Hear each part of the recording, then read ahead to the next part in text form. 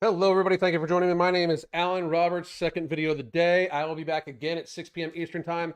And then on Evening Rants tonight on Rumble, Spreely, as Evening Rants, and then the MFing COO at Mark Loveliner, and Evening Rants YouTube channel while they allow us to keep it. They're not going to allow us to keep the Evening Rants YouTube channel probably much longer. But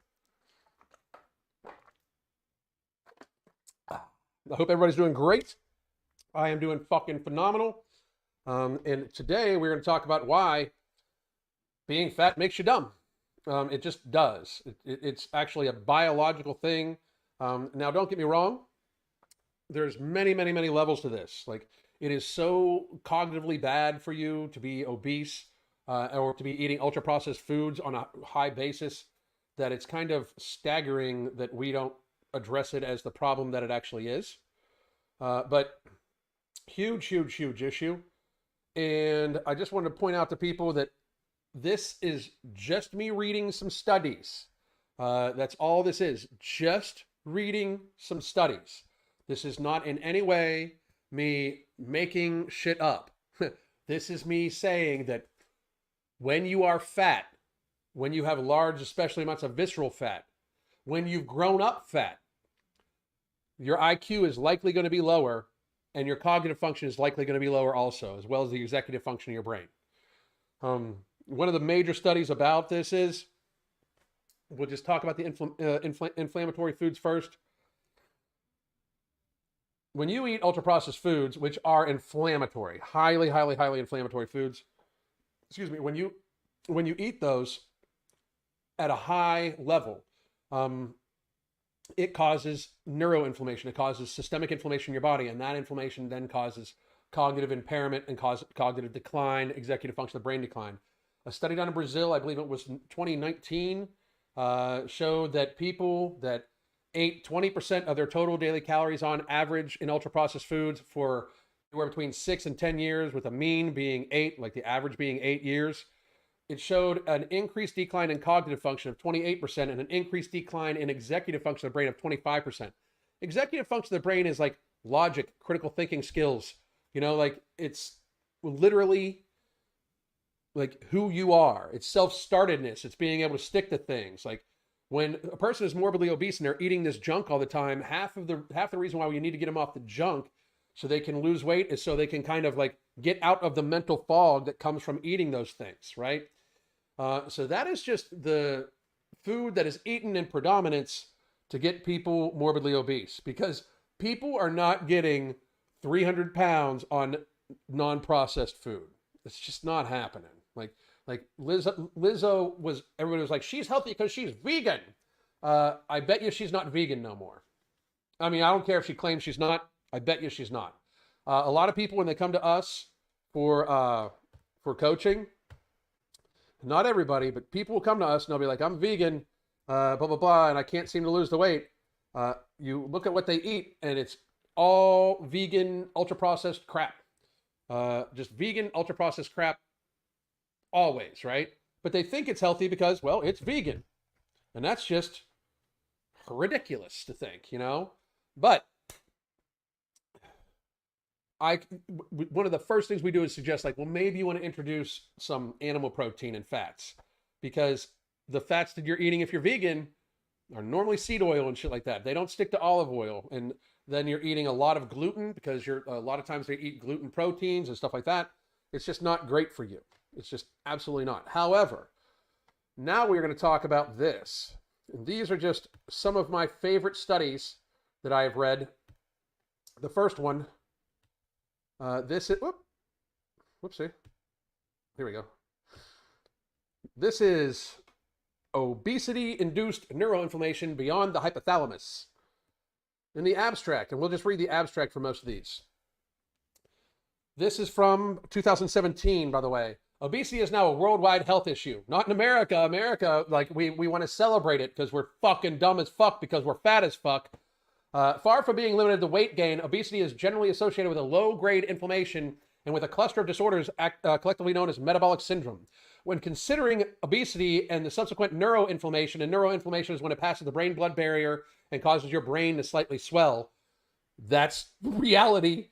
Being fat causes neuroinflammation. It's another reason why you're cognitively impaired. And by the way, the 20% that I was talking about too, just for reference, America on average eats 60% of their total daily calories on any given day from ultra-processed foods. Children, 68. What the fuck are we doing? we are literally trying to make Idiocracy and Wall-E into reality. Fucking ridiculous. When considering obesity and the subsequent neuroinflammation, the focus was long set on the hypothalamus. More recently, obesity-driven neuroinflammation has been shown to affect other brain structures such as the hippocampus, cortex, brainstem, and amygdala. Furthermore, obesity has been associated with increased occurrences of central disorders such as depression and impaired cognitive function. This explains TikTok, does it not? I'm just saying. I'm just saying. It explains TikTok. It absolutely does. And it also explains why they make no fucking sense at all. It also explains why they have almost no self-awareness that they are in fact fucking themselves up as well as fucking our country up. Because obesity is fucking the country up. It just absolutely is. We discussed here the effects of mechanisms in obesity-driven neuroinflammation with a specific emphasis on extra hypothalamic structures as well as repercussions of neuroinflammation for some cerebral functions. That's just one. Here's another. This is visceral fat-related systemic inflammation in the adolescent brain, mediating role of circulation of glycophosphorylines. My ADHD does not allow me to pronounce words that are longer than fucking 3 syllables. So this is the study, the subjects, the results. Visceral fat was associated with CRP, and CRP in turn was associated with altered WM microstructures. So let's see what these, you want to always go up and know what they are. VM is visceral fat. White matter is brain matter. Okay. So just so you know, and then the GPCs are the glyconeurofucking things that I couldn't pronounce. Right. So white matter of the brain. Subjects. We studied a community-based sample of 872 adolescents, 12 to 18 years old, 48% male, in whom we've assessed visceral fat and white matter microstructure with magnetic resonance imaging, processing speed and cognitive testing, serum C-reactive protein, CRP, a common marker of peripheral inflammation with a high sensitivity assay, and serum levels of a panel of 64 GPCs with advanced mass spectrometry. Spectrometry. Spectrometry. There we go. God damn. What the fuck, dude? Like, all you bitches are going to get fucking fired if you don't fucking pick it up. Sorry, I had to put my ADHD in line. The results. Visceral fat was associated with CRP, and CRP is in turn associated with altered white matter microstructures and lower processing speeds. So visceral fat makes you think slower. And this is happening to adolescents. So if you have a fat kid, that fat kid is thinking slower because they're fat. Congratulations. You're fucking your kid up. Reality exists. One of them, PC 16020, was also associated with white matter microstructures and processing speed, and mediated the directed association between visceral fat and both white matter microstructures and processing speed.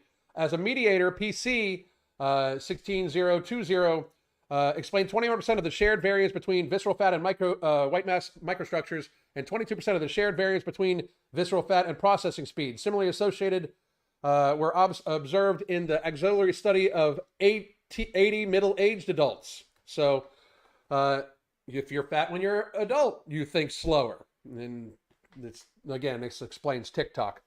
Our results show that visceral fat relative peripheral inflammation is associated with altered white matter microstructures and lower cognitive functioning already in adolescents, and a specific circulating GPC may be a new molecule identifying the visceral fat related peripheral inflammation and its influence on brain structure and function. Another one associated between visceral fat and brain structure changes in cognitive function. Let's just go down to the Results.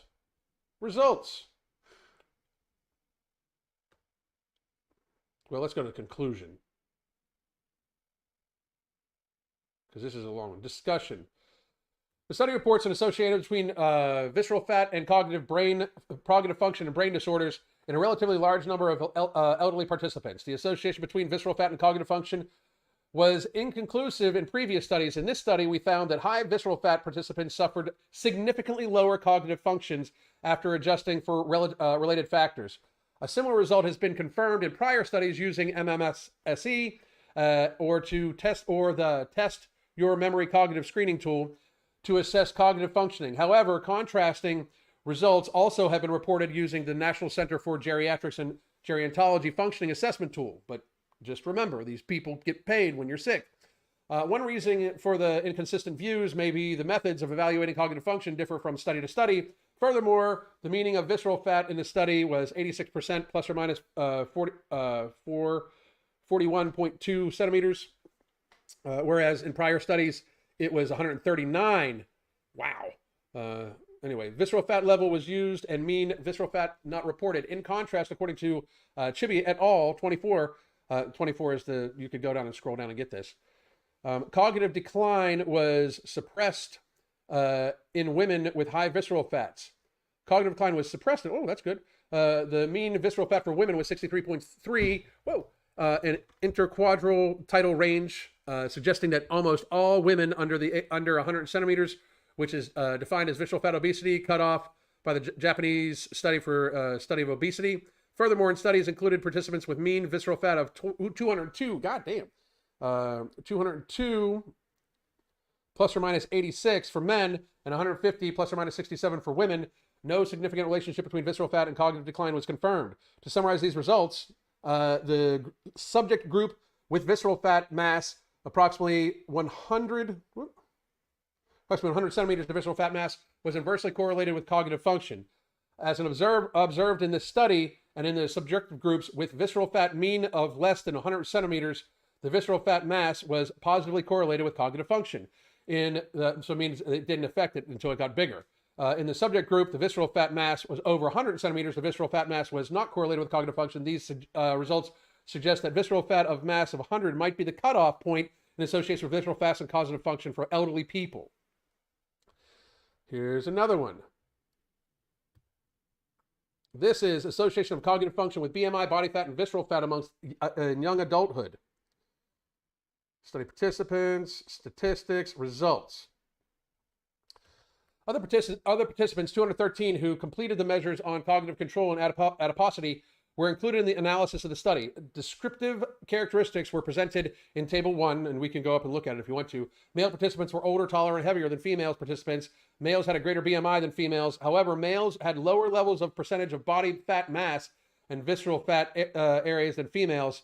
According to the BMI cutoffs, 13.6% of the participants were overweight or obese. Females were more physically active than males, which is not actually a surprise because most males are just fucking lazy as fuck. Let's get down.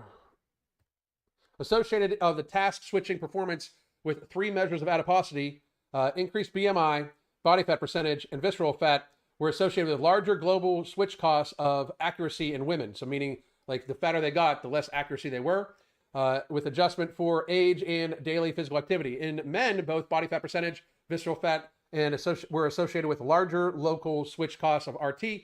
The result indicates that elevated adiposity was significantly correlated with worse performance on some aspects of cognitive control in young men and women. This is from JAMA, and that one didn't take. Okay, I'm not going to just open up a fucking PDF that JAMA sends me because you never know. This is from the Journal of Psychiatry and Neuroscience. Can treatment of obesity reduce depression or vice versa? This is a long one. We would have to spend a whole day on this one, just so you guys know. But to read the beginning, that's a long one. We'll avoid that one. Not avoid, but we'll talk about it later date. The cognitive consequences of obesity. Reject all. Estimates suggest that more than 2 billion individuals are overweight or obese. Central obesity is increased fat in the abdomen and internal organs that cause low-grade inflammation. That's visceral fat. A driver and component of metabolic syndrome that includes systematic dyslipidemia, decreased insulin sensitivity, hyperinsulinemia, hyperglycemia, and hypertension. Central obesity and metabolic syndrome cause dysfunction of the liver, pancreas, brain, kidneys, and vasculature. So instead of BMI, I really wish they would go to waist to height ratio for these things, especially because we're talking about mostly visceral fat. Body mass index has been used to determine if a patient is overweight or obese. BMI is the weight of an individual in kilograms divided by the square of his or her height in meters. BMI measurements do not reflect fat distribution, however, and that is my biggest issue with this, because two people can have the same BMI and be very, very, very different when it comes to visceral fat deposits. And that's where I think that a lot of these studies have fallen down, because we're focusing too much on a scale instead of the actual waist circumference. That's why you hear me talk a lot, like once we get a client that's under like a certain weight, we don't even really weigh them. We just have them take a waist measurement once a month. Like mine the other day was 28.2, and I'm happy with that, especially since 28.2, 59 inches tall, or no, excuse me, I'm 69 inches tall. Jesus Christ, 69 inches tall. Boom. You know, I'm in the 0.43 range, which is good. Good. Anyway, body mass, BMI measurements do not reflect the distribution. However, this may lead to an inaccurate assessment of disease risk. For example, people with lower fat deposits in the abdomen may have fat deposits in the gluteal, femoral, intramuscular, and subcutaneous regions that are not ominous, and their adiposity have greater capacity to deal with increased metabolic load. In these cases, the measurement of waist to hip ratio, which I actually prefer, waist to height ratio again, is a better marker of these risks, because waist to hip ratio could also be a problem for women, because sometimes women carry a lot of fat on their waist and sometimes they don't. And sometimes they carry a lot of fat on their hips and sometimes they don't. If you like the height and center of your body, to me, that makes perfect sense, because that's one thing that's going to change and one thing that's going to remain relatively the same. So you're taking one variable that might change and one that is to be consistent. Whereas if you take waist to hip ratio, those are two moving variables as a person moves up and down in weight. And that is an issue to me. Like that is a flaw in how we are looking at obesity right now. And even though I'm just some dumb redneck with a bunch of tattoos who just happened to be a healthcare executive for 12 years, I know people don't want to listen to me, but I just explained why we should do waist to height ratio, explaining that it's better to just have one variable and one constant than two variables, which should be like common fucking sense. Also, for women tend to have a higher subcutaneous body fat level than men. Men really need to look at their waist to height ratio, because we don't carry a lot of body fat on our legs, on our butt, in our breasts. At least you shouldn't. If you're fat, you do. If you're fat, you have very high estrogen levels, whether you're a male or female. And that's why men and women oftentimes look the same when they're 400 pounds and naked, because you got a belly that hangs over the junk. You can't tell what they are that way. And they both have breasts. And a lot of times the females have hair on their face because it's a problem, So it's just, it's one of those things. In cases the measurement of hip to waist hip ratio is used. Neural circuits involving an energy balance and peripheral hemostasis signaling, including nutritional status, are complex. So this is an interesting look at it, by the way. Insula, PFC, ACC. This is the thalamus, the hippocampus, brainstem, amygdala, the hypothalamic nuclei. It's an interesting concept here. A simple overview is provided here that focuses on energy expenditure, assesses in terms of resting energy expenditure and thermogenic effect of food, and the energy expenditure from physical activity. Some energy expenditure is voluntary, for example, the decision to engage in physical activity. Others, energy expenditure is involuntary, such as automatically controlled thermogenesis in brown adipose tissue, which modulates resting energy expenditure, thermic effect of food, and possible energy expenditure during daily activities. Let's see if we can get to the conclusion. There is not much controversy that obesity has neurological consequences. Ow. Sorry. There's not much controversy that obesity has neurological consequences. The physiology of the normal human energy system and how it becomes impaired in obesity can lead to cognitive impairments. Is complicated and multifactorial. Metabolic syndrome, which can induce hypertension, diabetes, and high cholesterol, plays a role, but it's not the only mechanism in the pathophysiology of obesity. Evidence also shows that obesity leads to excess storage of fat in visceral tissue, which results in inflammatory changes and releases of FFA, which are inflammatory adipokines, that are toxic to the nervous system. Evidence suggests that gastrointestinal surgery can improve obesity and, in general, neurological complications, or you could just take no morbidity and alchemy and try to just be as healthy as possible instead of having part of your stomach cut out, and also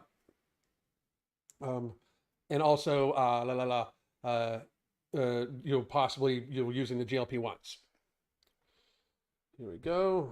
And this is another one. This is obesity and brain function, the brain-body crosstalk. Let's just get down to the results. You guys can all look all of these up if you want. Read the whole study. I suggest you do so. You know what? That's super long. And we are running out of time. I want to do some Q&A here. Obesity reduced cognitive and motor function across lifespan. There's just tons of them. Tons of them. Obesity-related cognitive impairment, the role of endothelial dysfunction. Obesity and neuroinflammation, a pathway to cognitive impairment. I mean,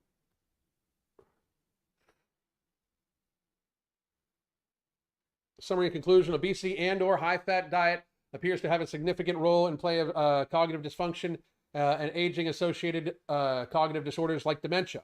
Like when they mean high-fat, by the way, a lot of these studies were done to try to basically make it look like meat was bad, when in fact the fat that they're actually probably talking about that is in the sample groups that the people are eating are things like trans fats and stuff like that from fast food, those sorts of things. So systemic inflammation has long been regarded as a contributing factor to these outcomes. However, there is now accumulated evidence that this peripheral inflammation precipitates local inflammation within the hypothalamus that alters synaptic plasticity, contributes to neurodegeneration, and even initiates brain atrophy. Hang on a second.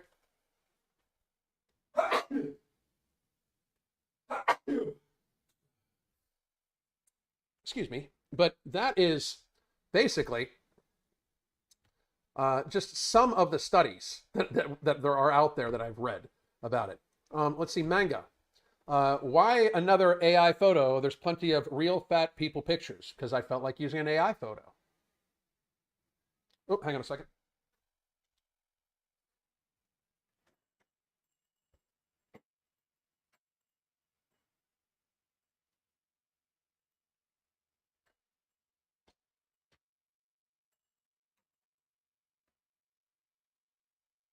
So sorry about that, but yeah, I felt like using an AI. I felt like using an AI photo.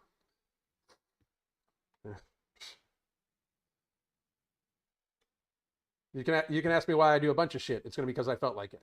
Like that's going to be the answer every single fucking time.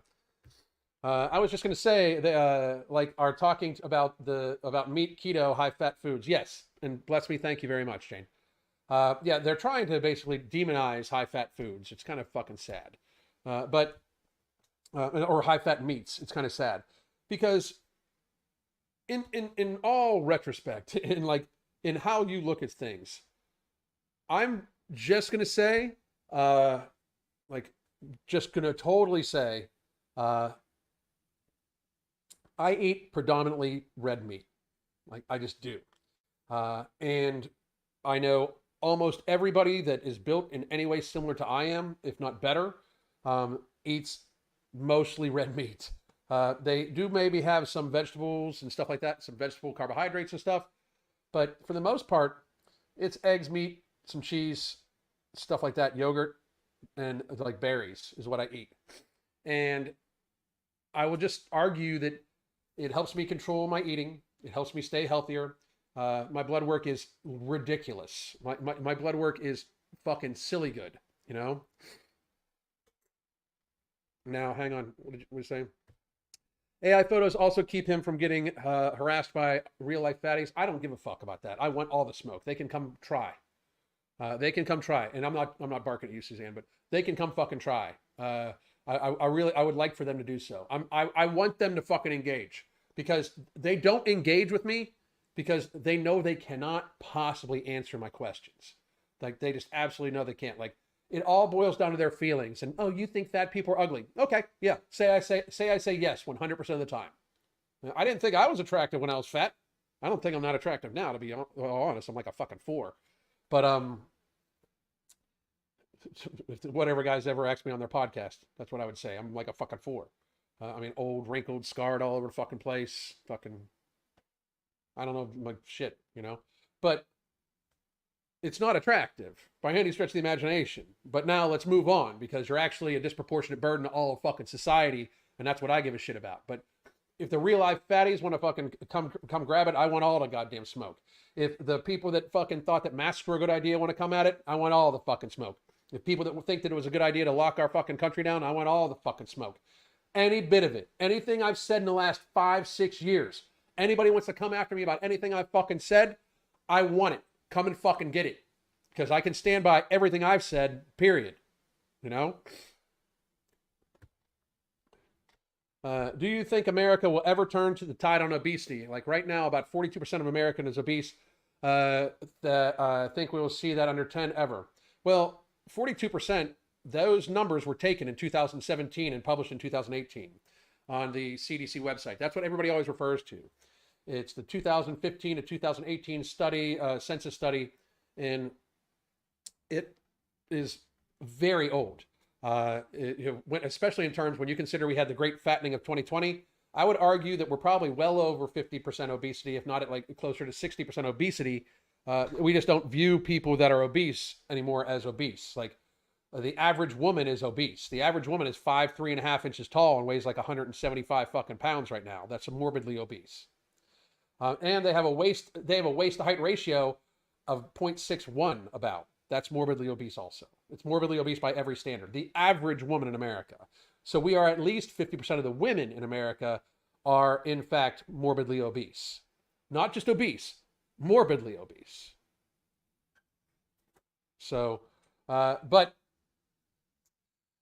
the thing is, like, do I think we can get there? It would take something like what is being spoken about by the Make America Healthy Again crew, and by the way, guys, stop sending me messages that they stole that from me. I hope they fucking, I want it the message is what's important, right?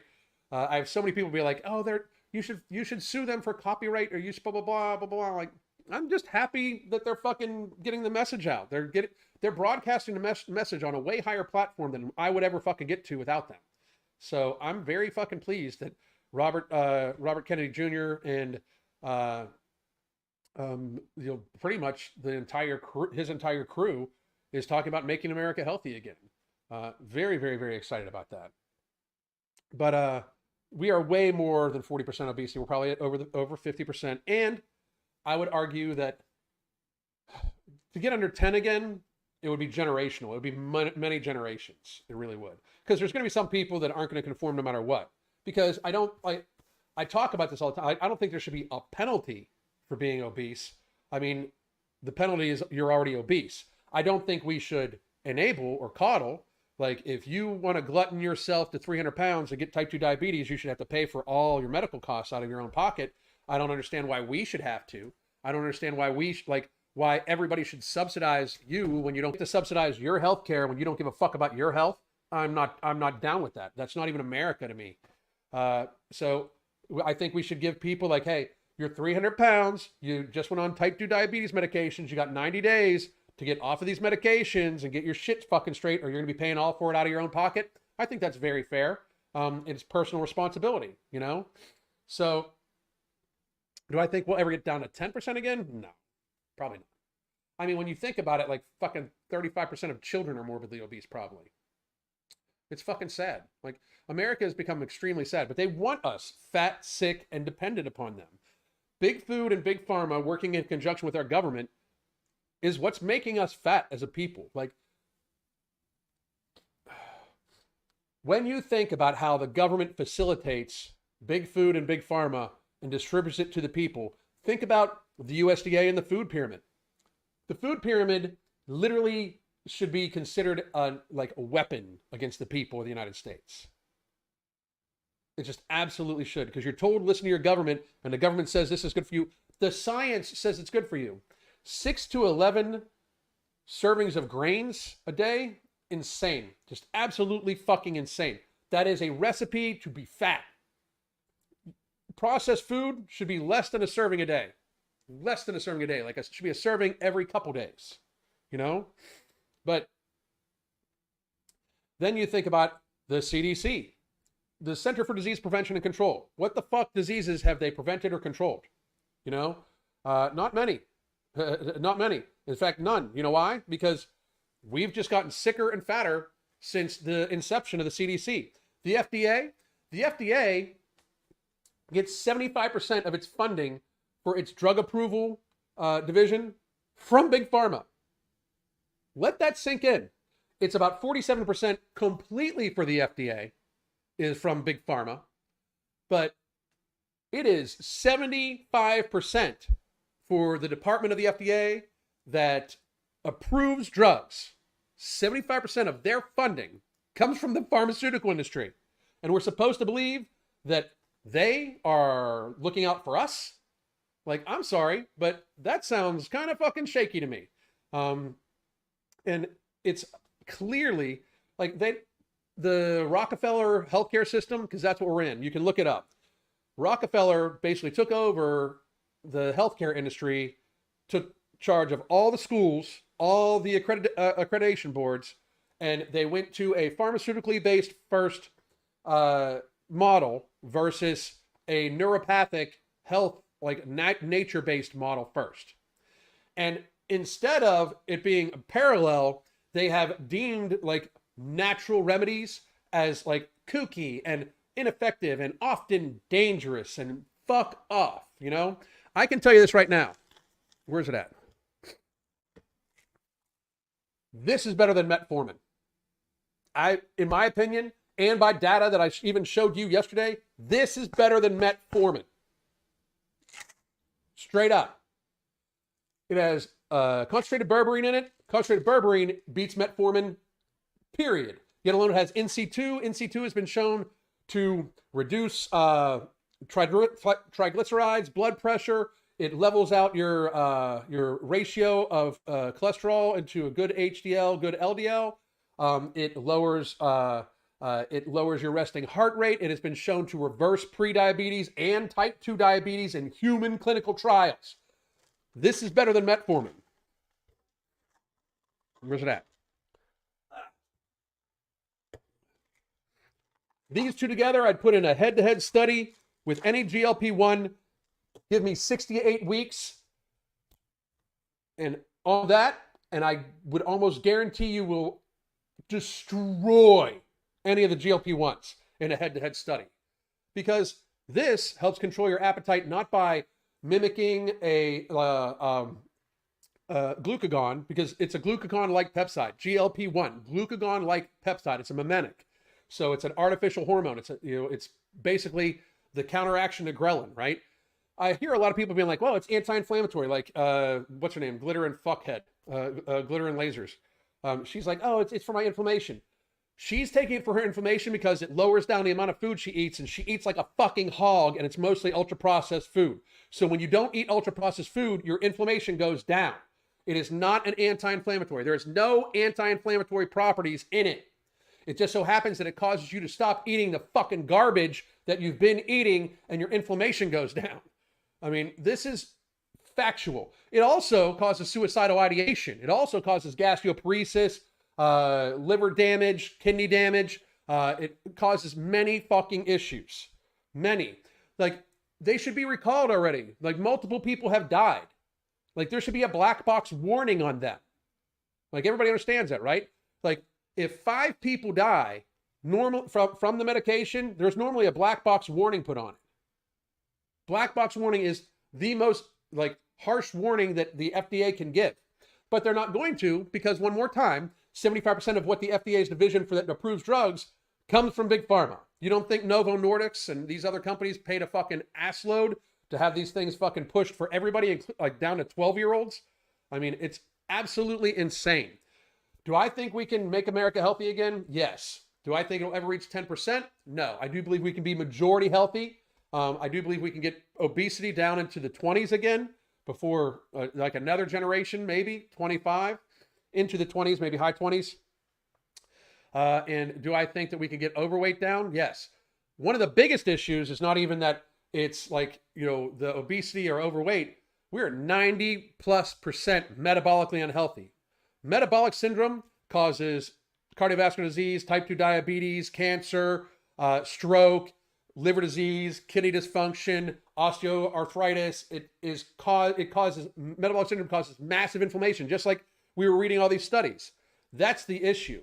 And the issue is that they don't want to address the actual things that are making people metabolically unhealthy. They just want to treat the metabolic syndrome, because if they keep treating the metabolic syndrome, they get to keep bringing you back to the office for doctor's visits. They keep giving you monthly prescriptions that you have to take every single fucking day.